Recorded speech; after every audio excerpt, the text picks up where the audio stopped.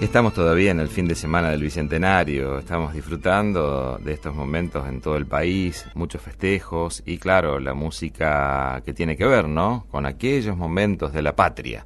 Para explicarnos, para contarnos, para hablar de las danzas folclóricas argentinas, ya está con nosotros Claudia García. ¿Cómo te va, Claudia?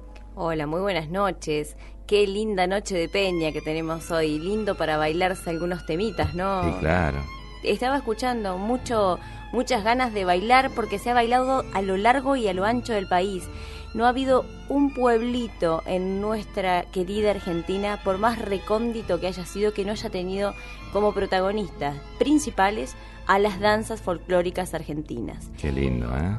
La verdad que fue muy emotivo de ver desde las fotos que se han subido a las redes sociales, seguir lo que iba pasando por la televisión, ir viendo cómo se iba festejando en cada uno de los lugares de nuestro país de diferentes maneras, ver los ritmos, ver los colores, ver los trajes, los atuendos, ver toda esa cosa linda que nos fue pasando en estos 200 años de la independencia de nuestro país. Y muchas generaciones juntas también. Muchas generaciones juntas y muchas cosas para pensar y repensar en estos 200 años de independencia, esa palabra tan fuerte, tan ligada a tantas cosas que nos atan y nos desatan, a tantas cosas que decidimos hace 200 años, durante tantas guerras internas, civiles, tanta sangre que corrió por este país, decir basta de ser parte de otro reino, de ser parte de España. Le dijimos basta a España, se le dijo de una vez por todas, hasta acá llegó, señor, desde acá vamos a intentar gobernarnos nosotros, y en ese intento venimos construyendo esto que somos, nuestra identidad, y esa identidad que se fue forjando desde muchos años antes de los 200 años estos que estamos festejando hoy, porque festejamos una fecha donde estamos dejando afuera todos los que fueron los dueños de nuestra tierra, todo lo que había antes, y eso es lo que me parece que faltó en estos festejos, ¿no? Uno por ahí se pone a pensar qué le pasará a nuestra gente, qué le pasará a nuestros abuelos indios, a los nativos reales, ¿no? ¿Qué le pasará a los auténticos dueños de la tierra? Cuando nos ven festejando y nos ven en esta postura de haber dicho nos independizamos de España, en este caso, y ellos nunca se pudieron independizar ni de nosotros ni de ellos mismos. Entonces este saldo que tenemos, creo que tenemos que también verlo y visualizarlo a la hora de analizar estas fechas. ¿Por qué vamos a analizar estas fechas? Porque cuando nosotros decimos, analizamos las danzas que tantas veces hablamos y nuestro mismo folclore, es una construcción social, cultural, económica, política, que se fue dando en un país a partir de un mestizaje que vino y ancló con su cultura, con su lengua, con su religión y con un montón de cosas que hoy nos hace ser lo que somos, pero barrió con lo que estaba anteriormente. Muy poco de lo que hoy tenemos pertenece a esa cultura ancestral que estaba antes de que vinieran los colonizadores. Sí, sí. Muchas veces en este programa hemos rescatado esas danzas que aún siguen dando vuelta, porque hay algo que, pese a todo, no se pudo matar del todo, que es la cultura. Y por ahí nosotros analizamos la chaya, por ahí analizamos las danzas del norte, analizamos nuestras propias danzas litoraleñas que mantienen y contienen esa esencia que en el principio fue tan ligada a la tierra, tan ligada a nuestros ancestros, como por ejemplo los bailes en grupo, como el carnavalito, como el mainumbú, que en algún momento se recuperó en el litoral, como las rancheras, como tantas danzas que fueron quedando identitariamente a responder, digamos, a una cultura anterior que era la aborigen y que bailaba en rondas y que bailaba en forma conjunta. Y esto, Víctor, creo que nos debe hacer pensar también hacia dónde va nuestra danza, porque pasaron 200 años.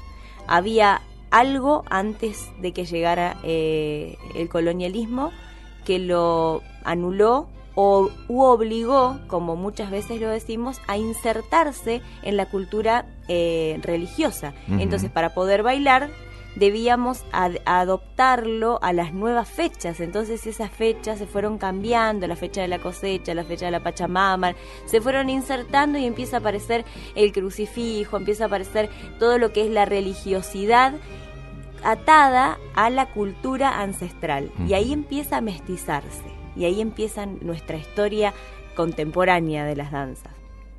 Pero mientras esto pasaba en las provincias, en el puerto entraba con todo el fulgor de Europa, entraban las danzas de salón.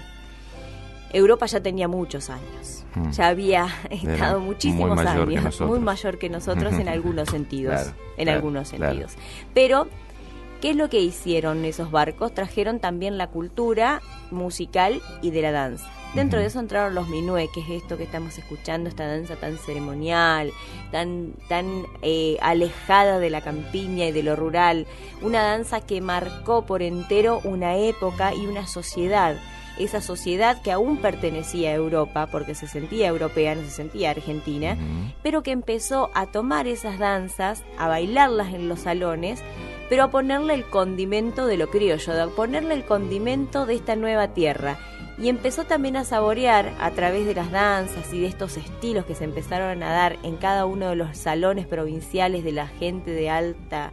de la aristocracia. De la aristocracia, claro. Y que eran los dueños de la tierra, en verdad.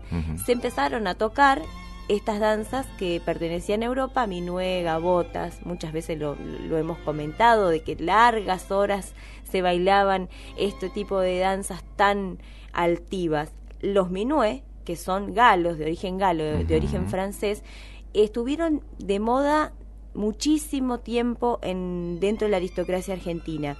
Pero a partir de 1820 empiezan a tomar, en verdad, empiezan a hacerse criollos. Entonces se empiezan a meter unas cuestiones más argentinas, que son los alegro, en el medio o en la mitad, donde se van combinando con los pasos de minué. Y en los alegros, ¿qué es lo que entra? Va a entrar unos estilos de samba o estilos de gato, que eran las danzas que ya estaban en la popularidad de aquella época. Fíjate cómo empieza a entrar esta idea de independencia también en la cultura. Porque ¿por qué se querían independizar, además de los ritmos extranjeros y de las danzas extranjeras? Metiendo o condimentando incluso en estas danzas que eran tan altivas y tan de la aristocracia, entran las danzas populares, que eran la samba y el gato, que sí ya andaban dando vuelta. La historia de la samba la hemos hablado y la vamos a volver a conversar en algún momento, porque es muy linda, este camino que hace desde el Alto Perú hasta la Argentina, formando todas las otras danzas que van a ir alrededor, y llega acá como samba y queda como samba. Es un viaje de ida, en este caso por el Camino Real desde el Alto Perú. Exactamente. Y las dos capitales culturales que siempre tenemos que tener en cuenta, que era Lima y Buenos Aires. Fueron las dos capitales culturales de Latinoamérica. Fueron las que irradiaron las nuevas posturas culturales y de la ideología que se iba a ir planteando en nuestras áreas.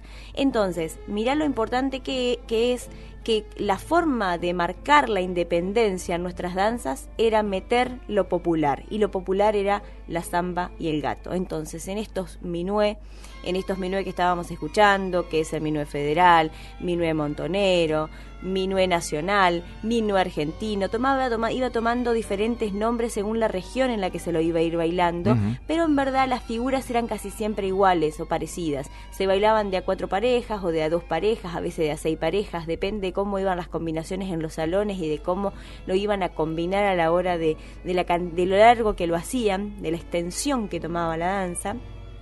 ¿Qué es lo que iba a pasar? Estos pasos que tienen varios movimientos.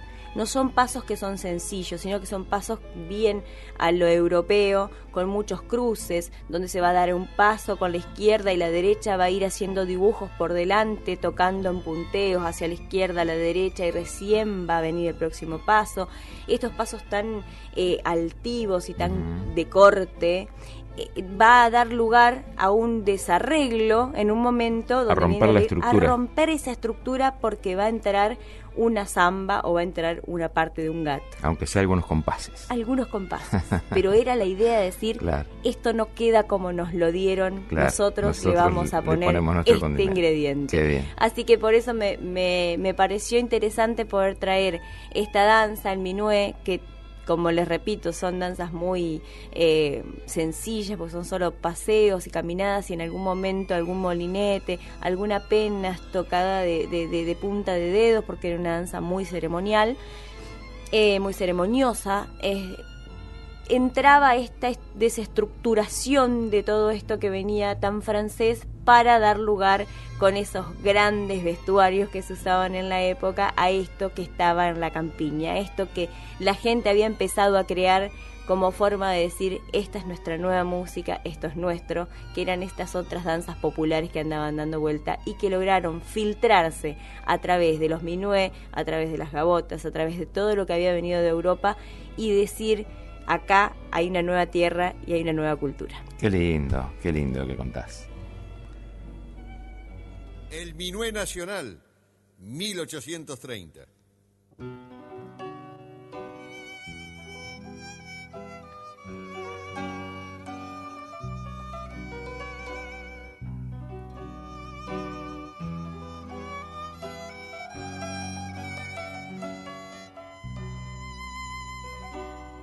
La estrella bella del sur candor, su místico andar sin par, fue en la casa de Escalada que la vio con su andar sutil de amor.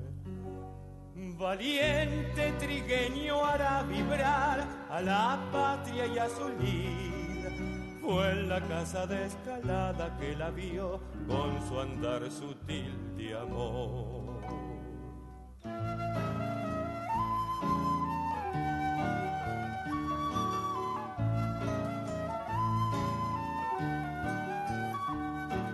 Remedios de Escalada, la más bella argentina, que luce la diadema, que armoniza su perfil.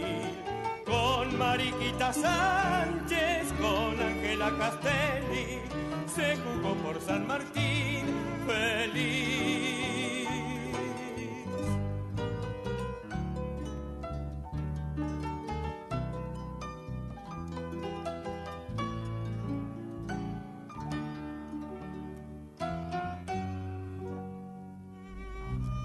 Estamos escuchando, ¿no?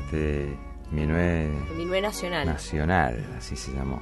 Ahí nombró a varias mujeres, y la verdad que también es interesante tener en cuenta el rol de la mujer en todas estas fechas, que por ahí solo aparecen los nombres de los hombres, como los patriotas, digamos, pero tantas mujeres que fueron sombra y grandes compañeras de todos nuestros próceres, ¿no? Lamentablemente la historia argentina siempre ha sido bastante mezquina con el rol femenino en todas las tareas que han llevado a cabo, y siempre se han logrado meter por algunas historias, como lo ha sido Juana Zurduy, como lo han sido, pero se tienen que casi que crear desde un mito popular las historias, para llegar a ser, digamos, casi grandes peleadoras al lado de las Amazonas de la muerte, que acompañaron tanto San Martín como Belgrano, tuvieron un rol tan importante en la liberación del norte, ¿no? Bueno, algún programa vamos a hablar de ellas. Por supuesto, ningún problema. La verdad que está muy bueno que en esta reconstrucción histórica que por ahí se hace en estos tiempos hayan ido tomando algún otro rol. La casa de Tucumán, que fue prestada por esta mujer de la historia, y cuando uno va a Tucumán y te cuentan los mismos tucumanos, que es distinto escuchar la historia desde el propio lugar a escucharla desde acá, la importancia que tuvo en las decisiones políticas. Ella, cuando era la mujer del gobernador en su momento, y digamos, la verdad que es muy interesante e intrigante cómo las mujeres tenían esa forma de influir políticamente y tan grande en esos espacios, ¿no? Bueno, fantástico. Como siempre, Claudia García hablando de danzas folclóricas argentinas que están tan relacionadas con toda nuestra historia. Gracias, Claudia. Gracias y hasta dentro de 7 días, Dios mediante.